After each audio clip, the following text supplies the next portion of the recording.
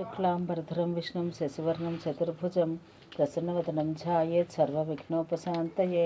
गुरुर्ब्रह्मा गुरुर्विष्णुः गुरुर्देवो महेश्वरः गुरुसाक्षात् परब्रह्म तस्मै श्रीगुरवे नमः। శ్రీగురుభ్యో నమః. హరి ఓం. శ్రీవారి బాక్సవారీ ఉత్సవం బ్రహ్మోత్సవ ధ్వజావరోహణం జరిగిన మరుదినం సాయంకాలం ఈ ఉత్సవం జరుగును. శ్రీ మలయప్ప స్వామి వారు శ్రీ భూదేవులతో తిరుచినధిష్ఠించి వాహన మండపమునకు వేంచేయుదురు. అచ్చట ఆస్థానం జరుగును. పిమ్మట అప్రదక్షిణముగా తిరువీధ్యుత్సవములతో పురుషైవారి తోటలోని మండపమునకు వేంచేయుదురు. అచ్చట ఆస్థానం జరుగును. వెంటనే శేషించిన వీధ్యుత్సవంతో శ్రీవారి సన్నిధానమునకు వేంచేయుదురు.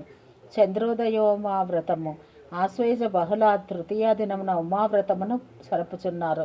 ఈ తృతీయ చాంద్రోదయ వ్రతము ఉమావ్రతము ఖ్యాతిని శ్రేష్ఠతమై ఉన్నది. నరక చతుర్దశి ఆశ్వేజ మాసమున బహుళపక్షమునందు గల చతుర్దశి. ఈ చతుర్దశి చంద్రోదయ వ్యాప్తి కలదై ఉండవలను. అది ముఖ్య కాలము. ఈ కాలమందు నరక భయం కల వారు నువ్వుల నూనెతో అభ్యంగన స్నానం చేయవలను. ఈ కాలం 3 విధములుగా ఉన్నది. చతుర్దశి అంత్యయామం మొదలు అరుణోదయం వరకు ఒక కాలము, అరుణోదయం మొదలు చంద్రోదయం వరకు ఒక కాలము, చంద్రోదయం మొదలు సూర్యోదయం వరకు ఒక కాలం. ఈ 3 కాలంలో ముఖ్యములైనను మొదటి దానికంటే రెండవది, రెండవ దానికంటే మూడవది క్రమంగా ఉత్తమోత్తమములుగా గ్రహించవలను. కనుక చంద్రోదయోత్తర కాలం అభ్యంగన స్నానములకు ముఖ్య కాలం, ప్రాతకాలం గౌణకాలం. ఈ చతుర్దశి పూర్వదినం నందే చంద్రోదయ వ్యాప్తి కలదేని పూర్వదినం, పరదినం మందే చంద్రోదయ వ్యాప్తి కలదేని పరదినము అని గ్రహించవలను. తిరుమల శ్రీ స్వామివారి దేవస్థానంలో ఈ నరక చతుర్దశి యందు రాత్రి తీర్మానమైన తర్వాత దిట్టం ప్రకారం దేవస్థానం ఉగ్రాణం నుండి నూనె, సీకాయ వగైరాలు వచ్చును. వాటికి శ్రీవారి బంగారు వాకిలి ముందు అర్చకులు, ఏకాంగి వగైరా కైంకర్యపరులు, దేవస్థానం ఉద్యోగస్తులు వగైరాల గోష్ఠికి స్థాన బహుమానపూర్వకంగా వినియోగం జరుగును.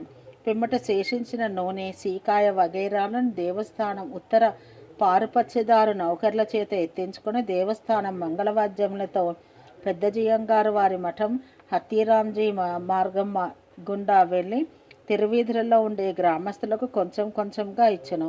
ఆ భాగవత శేషమును గ్రామస్తులు తీసుకుని చంద్రోదయ కాలమున అభ్యంగ స్నానమును చేసి కృతార్థులయ్యెదరు. ఇది అనాదియగు ఆచారం. దీపావళి అమావాస్య ఆస్థానం ఆశ్వయుజ బహుళ అమావాస్య యందు జరుగును.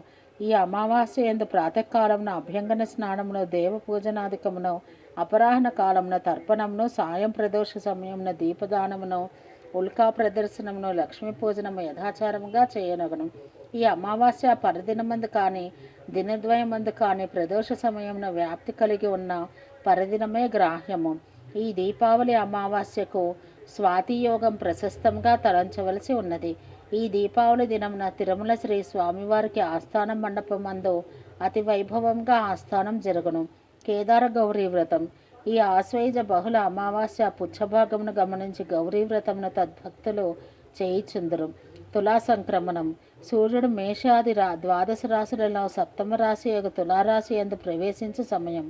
ఈ సమయమునకు పూర్వం 6 గంటల కాలమును, పరమునందు 6 గంటల కాలమును విఘవము అను పుణ్యకాలం. ఈ పుణ్యకాలమునందు స్నానదాన కర్మ ధర్మ జపాదుల చేయతగి ఉన్నవి. ఈ మాసమున తులామాసమనియు అల్పిసి మాసము అని వ్యవహరిస్తున్నారు. తులా కావేరీ స్నానం ఈ తులామాసమున కావేరీ మహానది యందు సంయమంగా స్నానమాచరించి శ్రీ మహావిష్ణువును ఆరాధించిన వారికి చతుర్విధ పురుషార్థములు లభించను. శ్రీ కపిలేశ్వర స్వామి వారి సన్నిధానమున అన్నాభిషేకోత్సవం ఈ తులామాసమునందు గల పూర్ణిమ యందు శ్రీ కపిలేశ్వర స్వామి వారికి అన్న అభిషేక ఉత్సవం అతి వైభవంగా జరుగును. సువర్ణ ముఖరీ తీర్థ ముక్కోటి రుద్ర పాదాలు తులామాసం నందు పూర్ణిమా దినమున ఈ సువర్ణ ముఖరీ తీర్థ ముక్కోటి జరుగును. వివరణము పూర్వం పాండవులు అజ్ఞాతవాసం చేయుతరే అర్జునుడు సమయోల్లంఘన ప్రాయశ్చిత్తార్థమై తీర్థయాత్రలు చేయుచు సువర్ణముఖరి నదీ తీరమున గల భారద్వాజాశ్రమానికి వచ్చి భారద్వాజ మహర్షిచే గౌరవించబడే ఆతిథ్యం పొందెను. అందుకే ఆనందమును పొందిన అర్జునుడు భారద్వాజ మహర్షిని ఈ సువర్ణముఖరి నదీ చరిత్రమును తెలియజేయమని కోరెను. భారద్వాజ మహర్షి అర్జునునికి ఇట్లు చెప్పెను. పూర్వం శివుడు పర్వతరాజపుత్రియకు పార్వతిని పరిణయం చేసుకొనుటకు హిమవన్ నివాసమగ ఓషధీ ప్రస్థానమునకు వచ్చెను. శివాజ్ఞచే అచటికి సకల ప్రాణిజాతము పార్వతీ పరిణయం దర్శించుటకు వచ్చెను.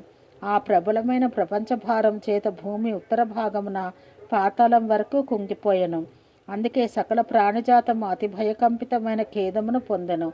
అంత మహేశ్వరుడు అగస్త్య మహర్షిని పిలిచి, ఓ మహర్షివర్య, నీవు సర్వశక్తియుక్తుడవు కావున ఈ భూవైపరీత్యం తొలగించి సమీకరణం చేయ సమర్థుడవు. దక్షిణ దిక్కునకు వెళ్ళము. నీవు వివాహం చూడలేదని కొరతను తీర్చుటకు నేను నీవు ఉన్న చోట పార్వతీ పాణిగ్రహణ కళ్యాణ భాసురమూర్తిని ప్రదర్శించగలను అని చెప్పి మహర్షిని దక్షిణ దిశకు పంపెను. ఆ మహర్షి క్రమంగా వింధ్యపర్వతమును దాటి దక్షిణ దిగ్భాగమునకు వెళ్ళగానే భూమి పూర్వం వలె సమస్థితికి వచ్చెను. అంతటా దేవగంధర్వ కిన్నరాదులు ఆ అగస్త్య మహర్షిని బహువిధములుగా కొనియాడిరి. ఆ మహర్షి ఎచ్చట అతి రమణీయమగు పర్వతమును గాంచి ఆ పర్వతాగ్రమున గల అమృతోపేయమగు కాసారం యొక్క ఉత్తర తటమున ఆశ్రమం కల్పించుకునే అనుచరమగు మునిగణములతో సహా నివసించుచుండెను. అందుకే ఆ పర్వతమునకు అగస్త్య పర్వతం అనే నామధేయము కలిగెను. అగస్త్య మహర్షి ఒక దినమున నిత్యకర్మలు ఆచరించి పూజామందిరమునకు వెళ్ళి శివపూజ ఆరంభింప, ఓ మునీంద్ర, ఈ ప్రదేశమున ఒక మహానది ప్రవహింపచేయము. నదీహీనమగు ప్రదేశం శోభించనేరదు అని అశరీర వాక్కు వినబడెను. అంతటా ఆ మహర్షి శివపూజను పూర్తి అనురించుకుని ఆశ్రమవాసులకు మునులను రావించి ఈ దివ్య వాక్కును వినిపించెను. వారందరూ మహర్షిని అభినందించి మహానది సంపాదనకు ప్రోత్సహించిరి. అగస్త్య మహర్షియు నదీ సంపత్తికై నిరాహార దీక్షతో ఘోరముగా తపస్సు చేయ జగత్తు సంక్షోభం చెందెను. దేవతలు ఈ విషయం పద్మభవునికి నివేదించిరి. పద్మభవుడు మహర్షి పురోభాగమును ప్రత్యక్షమయ్యో, మునీంద్ర, నీ తపస్సుకు సంతుష్టుడనైతిని, తపస్సును విరమించము, వరము కోరుము అని చెప్పెను. అంత అగస్త్య మహర్షి తన సంకల్పానుగుణంగా ఉర్వి పావన సమర్థుడగు నదీ సంపత్తిని కోరెను. చతురాననుడు అందులకు అంగీకరించి వియద్గంగను ఆహ్వానించెను. ఓ గంగాతీర్థరాజమా, ఈ అగస్త్య మహర్షి కోరిన ప్రదేశమున లోకపావనయగు మహానదిని నీ అంశచే ప్రవర్తింపచేయము అని నిర్దేశించి అంతర్ధానమునందెను. ఆ వియద్గంగ, ఓ మహర్షివర్య, ఏ ప్రదేశమున మహానదిని ప్రవర్తిల్ల చేయుట అభిమతమని అడగగా ఆ మహర్షి నా వెంట రమ్ము అని చెప్పి ముందు తాను నడవనారంభించెను. వెనుక గంగ ప్రవహించుచుండెను. అది చూసి దేవతలు మహర్షిని కొనియాడిరి. ఆ సమయాన పద్మయోనిచే నిర్దేశించబడిన వాయువు ఆ పుణ్యనదికి దేవతలందరూ వినిచుండగా సువర్ణముఖరి అని నామకరణం చేసెను.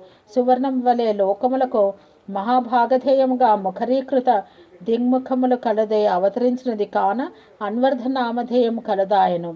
ఈ సువర్ణముఖరి మహానది అగస్త్య శైలమున అవతరించినదే అగస్త్య మహర్షిచే భూభాగమందు ప్రవర్తింపచేయబడి ప్రశస్త తీర్థవుగా విరాజమానమగచో దక్షిణ వారి రాశిని చేరను. ఇట్టి సర్వశ్రేయస్సాధన సలీల సంపూరిత సువర్ణముఖరి మహానదికి తులామాసమందు పూర్ణిమా దినమున తీర్థముక్కోటిని నిశ్చయించి శివభాగవతులు సువర్ణముఖరి మహానది స్నానము, దానములు, జపములు, రుద్రపాద పూజనములు చేయుచు కృతార్థులగుచున్నారు. లోకైక పావనయగు ఈ సువర్ణముఖరి తీరమున అగస్త్య తీర్థం కలదు. ఆ తీర్థ తీరమునకు ఉత్తర భాగమున అగస్త్యేశ్వరుని మందిరం కలదు. ఆ మందిరమునకు కుంభసంభవుడగు అగస్త్య మహర్షిచే ప్రతిష్ఠించబడిన లోకానంద సంధాయకుడగు పార్వతీపతి అగస్త్యేశ్వర నామంతో ప్రకాశిస్తున్నాడు. మకర సంక్రమణ పుణ్యకాలమున సువర్ణముఖరి మహానది స్నానము, అగస్త్య తీర్థ స్నానము, అగస్త్యేశ్వర దర్శనము అనంతకోటి పుణ్యఫలప్రదము అనియో ఈ సువర్ణముఖరి మహానదీ తీరమున అగస్త్యోదయ పుణ్యకాలమందు అగస్త్య సువర్ణ ప్రతిమాదానము బ్రహ్మపద ప్రాప్తి సాధనమనియు ఇట్లా అనేక పుణ్యఫలములను స్కాంద పురాణం ప్రబోధించుచున్నది.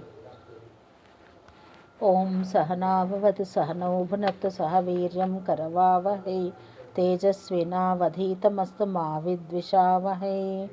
ఓం శాంతి శాంతి శాంతి.